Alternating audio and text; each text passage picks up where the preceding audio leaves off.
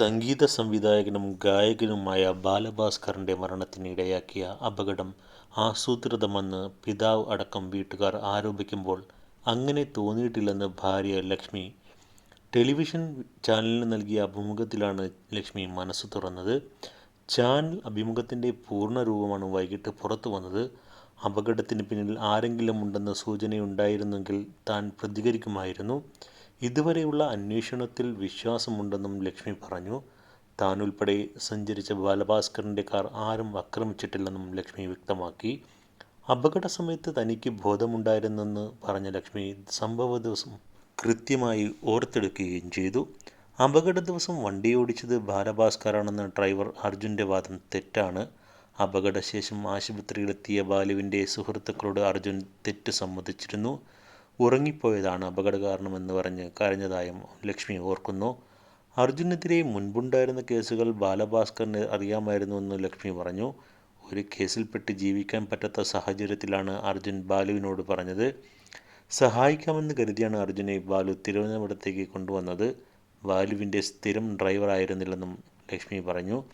ബാലുവിൻ്റെ കുടുംബവുമായി വിവാഹം മുതൽ അകൽച്ചയുണ്ടെന്നും ലക്ഷ്മി വ്യക്തമാക്കി. പ്രണയിച്ച് വിവാഹം കഴിച്ചതുകൊണ്ട് തന്നെ ബാലുവിൻ്റെ അമ്മ അംഗീകരിച്ചിരുന്നില്ല. ഒരു തവണ മാത്രമാണ് ബാലു തന്നെ വീട്ടിൽ കൊണ്ടുപോയിട്ടുള്ളതെന്നും ലക്ഷ്മി വ്യക്തമാക്കി. സമൂഹമാധ്യമങ്ങളിലുള്ള ആക്രമണവും വിമർശനവും വിഷമിപ്പിക്കുന്നതായി അവർ പറഞ്ഞു. സംഗീതത്തിനു വേണ്ടി മാത്രം ജീവിച്ച ബാലു വിവാദങ്ങളുടെ കേന്ദ്രമായി. അതാണ് വേദനിപ്പിച്ചതെന്നും എന്നാൽ ബാലുവിൻ്റെ മരണത്തിൽ സംശയം ഉന്നയിക്കാൻ മാതാപിതാക്കൾക്ക് അവകാശമുണ്ട്. അതുകൊണ്ടാണ് അവർ പരാതി നൽകിയതും നിയമ പോരാട്ടത്തിന് പോയതും. അന്വേഷണങ്ങളെല്ലാം താൻ സ്വന്തം ബുദ്ധിമുട്ടുകൾ മാറ്റിവെച്ചും സഹകരിച്ചെന്ന് ലക്ഷ്മി പറഞ്ഞു. പലതവണ എൻ്റെ ബോധം വന്നു പോയിരുന്നുവെന്നും ഓർക്കുന്നു. പക്ഷേ അതൊന്നും എനിക്ക് ഓർമ്മ ഉണ്ടായിരുന്നില്ല.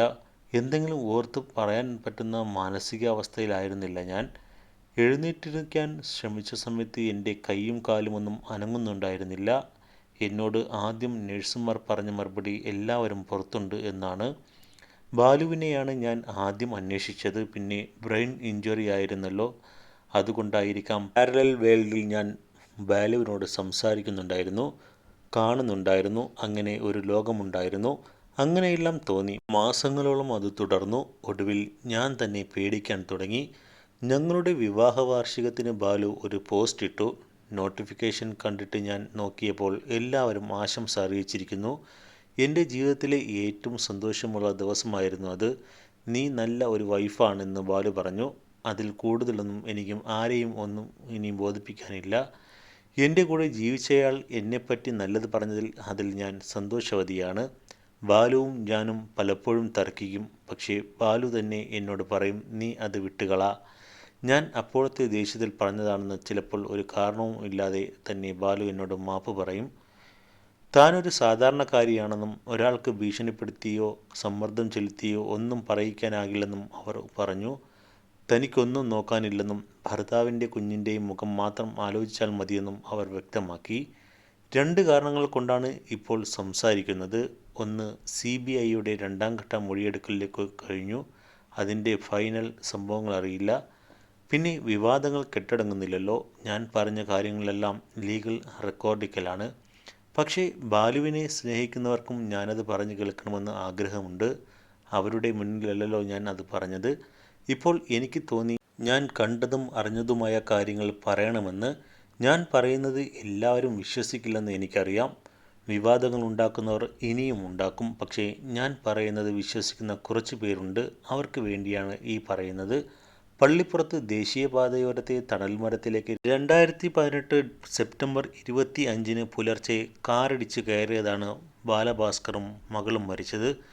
6 വർഷമായിട്ടും ബാലുവിൻ്റെ മരണത്തിന് പിന്നിലെ നിഗൂഢത ഇന്നും അവശേഷിക്കുകയാണ്. ബാലഭാസ്കറിൻ്റേത് കൊലപാതകമാണെന്ന ആരോപണം ഉയർന്നിരുന്നു. സ്വാഭാവിക കാറപകടമാണെന്ന് പോലീസും ക്രൈംബ്രാഞ്ചും CBIയും എഴുതിത്തള്ളിയെങ്കിലും പിതാവ് KC ഉണ്ണി ഹൈക്കോടതിയെ സമീപിച്ചു. മരണത്തിന് സ്വർണ്ണക്കടത്തുമായോ അതിൻ്റെ ഭാഗമായുള്ള ഗൂഢാലോചനയുമായോ എന്തെങ്കിലും ബന്ധമുണ്ടോ എന്ന് വിശദമായി അന്വേഷിക്കാൻ ഉത്തരവും നേടി. വളരെ വ്യക്തിപരമായ ഒരു യാത്രയ്ക്കൊടുവിൽ വീടെത്താൻ മണിക്കൂറുകൾ മാത്രം ശേഷിക്കെയാണ് ആ അപകടം സംഭവിക്കുന്നത്. കാറിൻ്റെ മുൻ സീറ്റിലായിരുന്നു ബാലഭാസ്കറിൻ്റെ ഭാര്യ ലക്ഷ്മിയും കുഞ്ഞും ഇരുന്നത്. പിൻസീറ്റിലായിരുന്നു ബാലുവും ഇരുന്നത്. അർജുൻ എന്നയാളാണ് വാഹനം ഓടിച്ചത്. അപകടം നടന്ന് വർഷങ്ങൾക്കിപ്പുറം ആദ്യമായാണ് ഭാര്യ ലക്ഷ്മി മനസ്സ് തുറക്കുന്നത്. തികച്ചും വ്യക്തിപരമായ ഒരു യാത്രയായിരുന്നു അത്. മകൾക്ക് വേണ്ടി വഴിപാട് നടത്തുന്നതിനായി തൃശ്ശൂരിൽ വടക്കുംനാഥ ക്ഷേത്രത്തിലേക്ക് ഞങ്ങൾ പോയത്. ആ യാത്ര ഒരിക്കലും നേരത്തെ തീരുമാനിച്ചിരുന്നതല്ല. ബാലു നാട്ടിലുണ്ടായിരുന്നു. എനിക്ക് മഞ്ഞപ്പിത്തത്തിൻ്റെയും പ്രസവശേഷമുള്ള ചില അസുഖങ്ങളും നന്നായി ബാധിച്ചിരുന്നു. അതിനാൽ ബാലു മകളെ നോക്കിക്കൊള്ളാം എന്ന് പറയുകയും ഞങ്ങൾ പുറപ്പെടുകയുമായിരുന്നു. ഒരുപാട് വൈകിയാൽ അവിടെ തങ്ങാനാണ് ഞങ്ങൾ തീരുമാനിച്ചത്. എന്നാൽ വഴിപാട് വേഗം കഴിഞ്ഞതിനാൽ ഞങ്ങൾ രാത്രി തന്നെ അവിടെ നിന്നും തിരിച്ചു. ബാലുവിന് തിരിച്ച് തിരുവനന്തപുരം എത്തി കുറച്ച് ജോലികൾ ചെയ്ത് തീർക്കാനുണ്ടായിരുന്നു. ഞാൻ കാറിൻ്റെ മുൻസീറ്റിലാണ് ഇരുന്നത്. കാരണം എനിക്ക് ട്രാവൽ സിക്നസ് ഉള്ള ഒരാളാണ്. മോളും എൻ്റെ മടിയിലാണ് ഇരുന്നത്.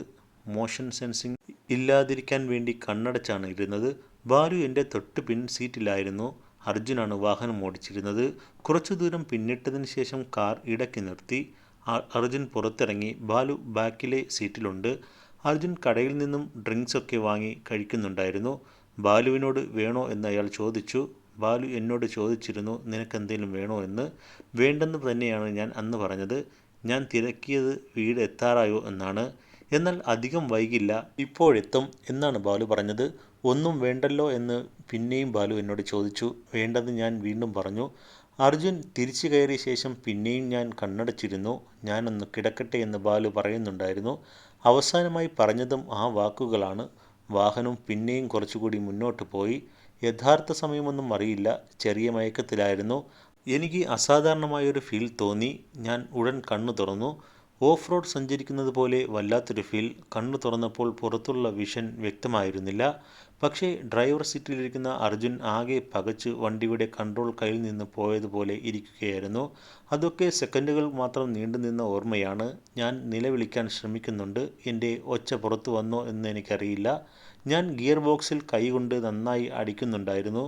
പിന്നീട് എൻ്റെ ബോധം നഷ്ടമായി. ഒന്നും ഓർമ്മയില്ലാത്ത അവസ്ഥയായി.